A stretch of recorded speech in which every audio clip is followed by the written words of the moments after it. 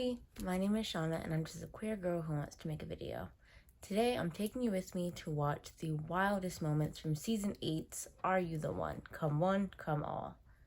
This was my favorite season by far out of the 9 that are out and premiered, mostly because all of the contestants for once were bisexual, and that really helped me see the queer community as it is, and I had just come out like 2 years prior. So come with me, like, subscribe, follow, and enjoy. So what even is Are You the One? Typically, the formula of Are You the One is that there are 20 contestants that suck at relationships, and they come onto the show to find their predetermined perfect match.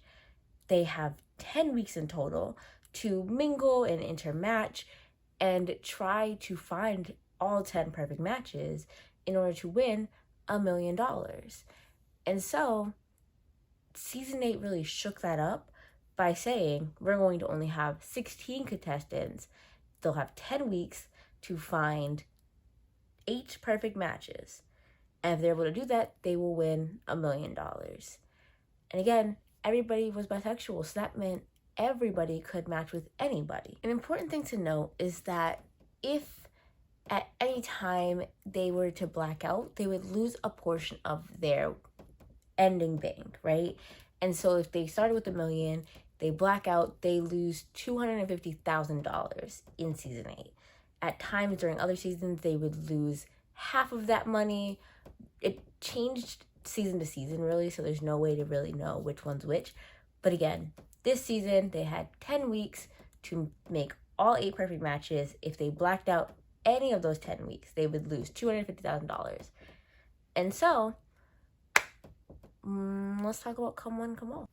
The contestants for this season were Kai, Jenna, Paige, Amber, Max, Justin, Basit, Remy, Danny, Jonathan, Brandon, Aisha, Carrie, Kylie, Noor, and Jasmine.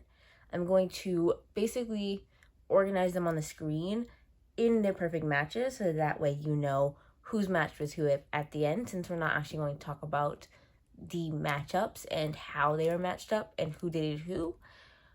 I'm just going to be talking about the wildest moments according to MTV's video that they have on their MTV reality TV page. What I can say about this whole Kai and Remy boom room situation is I feel like it wouldn't have been such a big deal if Kai hadn't already done something with Jenna the exact same night. But, that's what they're there for. They're there to experiment and just see who they like and see what's happening. So Remy was right? They are not married. They are not a couple that's stuck together. They're just 2 people who are interested in each other. So there are no real boundaries yet, but also respect the fact that this person is going to be jealous. What made it worse is that Kai never told Jenna. Jenna ended up finding out because everybody else was talking about Kai going back to the room a second time. That's where Kai fucked up, in my opinion. I think if Kai had just said, hey, good morning, I just want to let you know that I was really drunk and I slept with Remy. It wasn't anything serious. I don't have any feelings for Remy. I really just wanted to fulfill a need. Cool. That would have been cool, but they didn't. And so I think Kai messed up, honestly, and that's one of the reasons why Jenna was able to recognize that Kai and Jenna were not a match. What I want to point out about that situation, it was literally, again, no other season would have had a 5-some, right? There's no way that these straight men and straight women would have been in a room. 5 people, I love the 5-some. That was such a big deal when it first came out, and I still think it's a funny thing. It is, again, weird that Jenna and Kai were in there after finding out they weren't a match.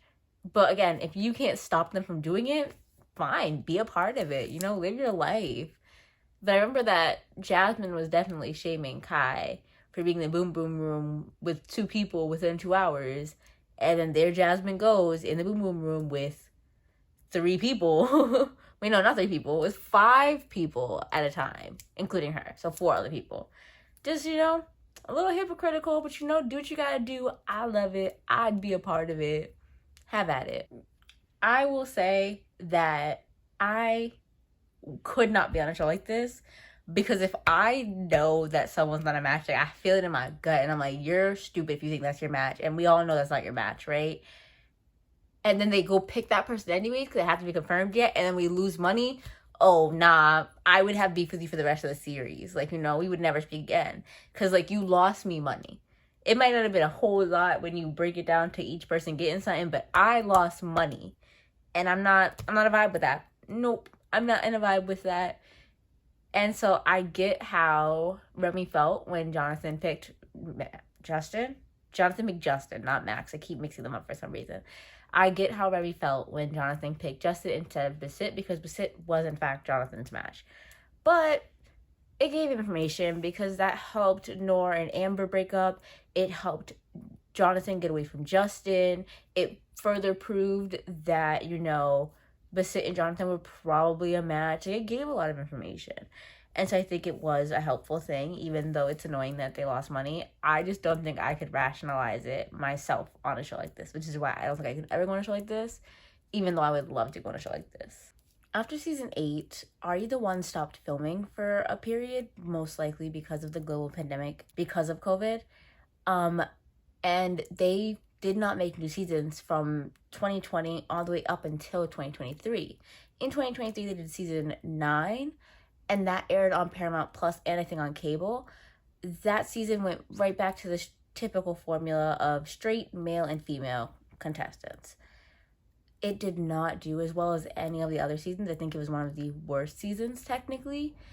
But they did try. They had a new host, the other co-host from Catfish, Cammie. So, like, they tried, they did their best. It just didn't work out in the long run. And I think that the everybody's from different places idea just wasn't as, like, catchy as everybody's queer. Here's all this real drama. They changed way too much up on season 9.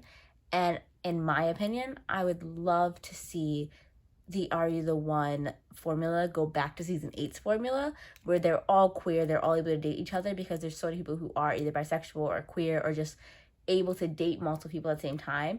And I would love to see if it could heighten their views a little bit more, because 100% season 8 was one of the best seasons out of all 9 that have premiered. And I think that MTV or Paramount Plus or whoever has Are You the One right now would be remiss if they didn't actually give it a chance to see if another queer season would do well. That's my opinion, of course. They can do whatever they want for season 10. I just hope they do another queer season because I love queer TV. Okay, I will be real with you. I filmed part of a whole other video about Are You the One, Come All, and my storage was messed up. The reunion was 2 hours long, and I just couldn't find a way to clip that and not make my video 2 hours long. And I don't want to go from 10-minute videos to 2-hour videos. That's absurd. So I went with this instead. It might not be as, as interesting or as enjoyable. I'm kind of still figuring out what I want to do with my videos. I know that they're going to be about queer media and queer reality, just people who are LGBTQ, as I am LGBTQ, and I think that's just something that I know enough about and relate to enough that I can continue making content about it. I really hope you enjoyed, and like, subscribe, follow, do whatever you want. It really helps me out. And that's it. Okay, bye.